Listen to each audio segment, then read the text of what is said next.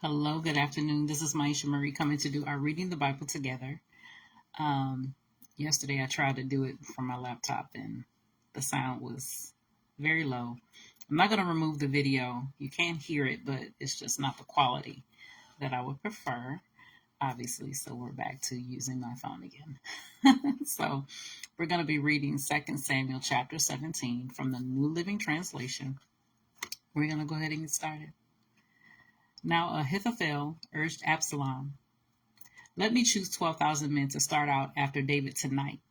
I will catch up with him while he is weary and discouraged. He and his troops will panic and everyone will run away. Then I will kill only the king. And I will bring all the people back to you as a bride returns to her husband. After all, it is only one man's life that you seek. Then you will be at peace with all the people." This plan seemed good to Absalom and to all the elders of Israel. But then Absalom said, "Bring in Hushai the Archite. Let's see what he thinks about this." When Hushai arrived, Absalom told him what Ahithophel had said. Then he asked, "What is your opinion? Should we follow Ahithophel's advice? If not, what do you suggest?" "Well," Hushai replied to Absalom, "this time Ahithophel has made a mistake. You know your father and his men. They are mighty warriors. Right now they are as enraged as a mother bear who has been robbed of her cubs. And remember that your father is an experienced man of war. He won't be spending the night among the troops. He has probably already hidden in some pit or cave. And when he comes out and attacks and a few of your men fall, there will be panic among your troops, and the word will spread that Absalom's men are being slaughtered. Then even the bravest soldiers, though they have the heart of a lion, will be paralyzed with fear. For all Israel knows what a mighty warrior your father is and how courageous his men are. I recommend that you mobilize the entire army of Israel, bringing them from as far away as Dan in the north and Beersheba in the south. That way you will have an army as numerous as the sand on the seashore, and I advise that you personally lead the troops. When we find David, we'll fall on him like dew that falls on the ground. Then neither he nor any of his men will be left alive.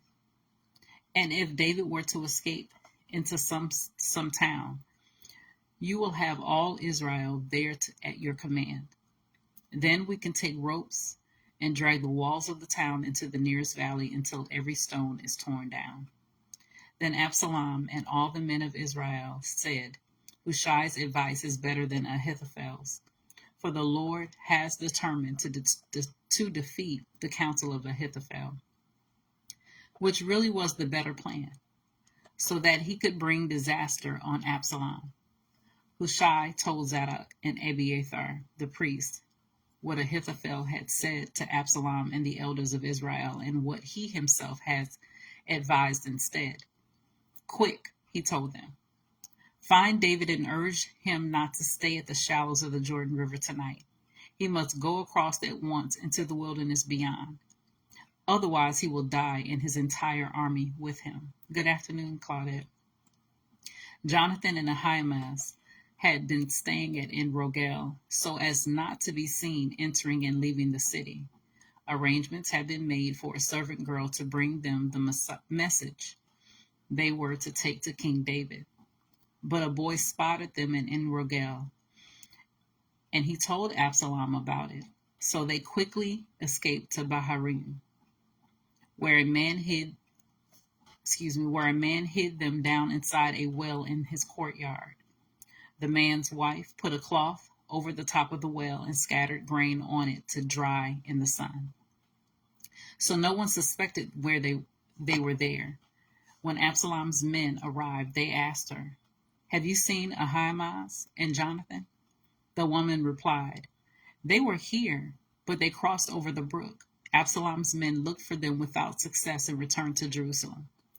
Then the two men crawled out of the well and hurried on to King David. "Quick," they told him, "cross the Jordan tonight." And they told him how Ahithophel had advised that he be captured and killed. So David and all the people went with him across the Jordan River during the night, and they were all on the other bank before dawn. When Ahithophel realized that his advice had not been followed, he saddled his donkey, went to his hometown, set his affairs in order, and hanged himself. He died there and was buried in the family tomb. David soon arrived at Mahanaim. By now, Absalom had mobilized the entire army of Israel and was leading his troops across the Jordan River. Absalom had appointed Amasa as commander of his army, replacing Joab, who had been commander under David. Amasa was Joab's cousin. His father was Jether, an Ishmaelite. His mother, Abigail, daughter of Nahash, was the sister of Joab's mother, Jezreeli. Absalom and the Israelite army set up camp in the land of Gilead.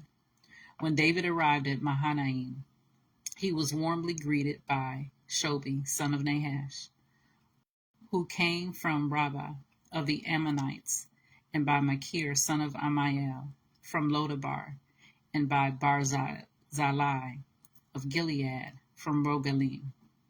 They brought sleeping mats, cooking pots, serving bowls, wheat and barley, flour and roasted grain, beans, lentils, honey, butter, sheep, goats, and cheese for David and those who were with him. For they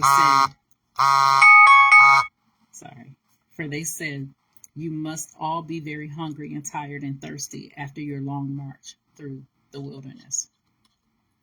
So that was 2 Samuel chapter 17 from the New Living Translation. I believe I've read that before, so I may have to backtrack at least one chapter. But as always, continue to search the scriptures daily to see what is true. Allow Holy Spirit to illuminate the word into your heart, your mind, and soul, bringing knowledge, understanding, and wisdom, and most of all, revelation of who God is, his true nature, his character, and how much he truly, truly loves you. You guys take care, and God bless. Until next time.